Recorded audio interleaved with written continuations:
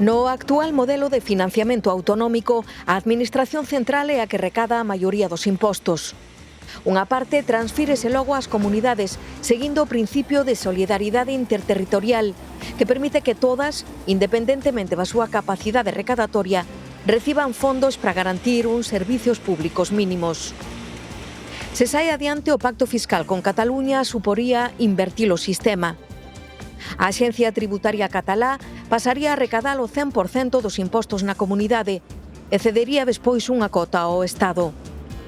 Calcúlase que a Administración Central perdería un 20% dos seus recursos, o que achega a Cataluña. Se a Caixa Común perde cartos, as comunidades reciben menos. Galicia perdería uns 628 millóns de euros en total, non só directamente no sistema de financiamento, que perderíamos uns 578 millóns máis ou menos, senón tamén indirectamente a través das políticas financiadas con fondos finalistas do Estado, que se perderían máis de 70 millóns de euros. Isto me referir ás políticas de emprego, de dependencia ou de vivenda. Salvando algunhas diferenzas, Cataluña pasaría a ter un concerto económico similar ao de Euskadi e Navarra, unha anomalía fiscal no panorama internacional actual. Non hai precedentes na experiencia comparada, miremos onde miremos, todos e cada un dos estados federais que temos polo mundo.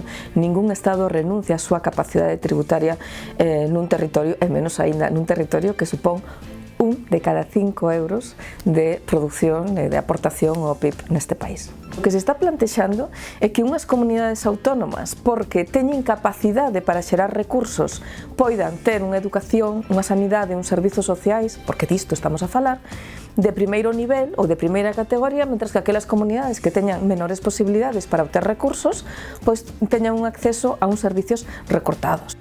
Na práctica, din os expertos, se podía romper o sistema de financiamento autonómico actual e pasar a un de arquitectura confederal. Hai posibilidades dentro do modelo actual, dentro do modelo de natureza federal, hai a posibilidade de aumentar a autonomía das comunidades autónomas, a autonomía fiscal, facer que teñan máis capacidade propia, que teñan máis capacidade de autogoberno, sin ter que chimpar ao modelo confederal, que obviamente é un modelo que dá moita máis autonomía e moita máis capacidade. De iso non hai ninguna dúbida. O que ocorre é que é un modelo que nos leva a un Estado moi feble, a un Estado dependente das achegas que fan os territorios. Claro, para un territorio como Galicia, que pois en xeral non nos convén, supón unha perda de recursos moi importante. Este acuerdo, afirmo, garantiza la solidaridad, profundiza en el autogobierno de Cataluña, está de acuerdo con la Constitución y con el Estatuto de Autonomía y avanza en una visión compartida de federalismo y con responsabilidad fiscal. O Goberno defende a súa proposta e ábrese a modificar o sistema de financiamento autonómico para atender as singularidades de cada comunidade. Galicia reclama unha negociación multilateral.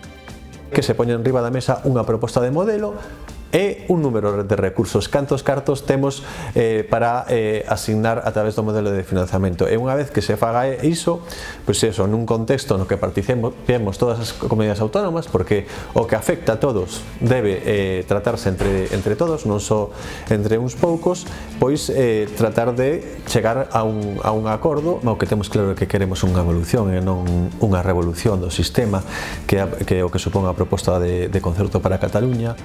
Unha proposta aínda no aire que implicaría a reforma da Lei Orgánica de Financiamento das Comunidades Autónomas e que ten que pasar obrigatoriamente o corte do Congreso dos Deputados.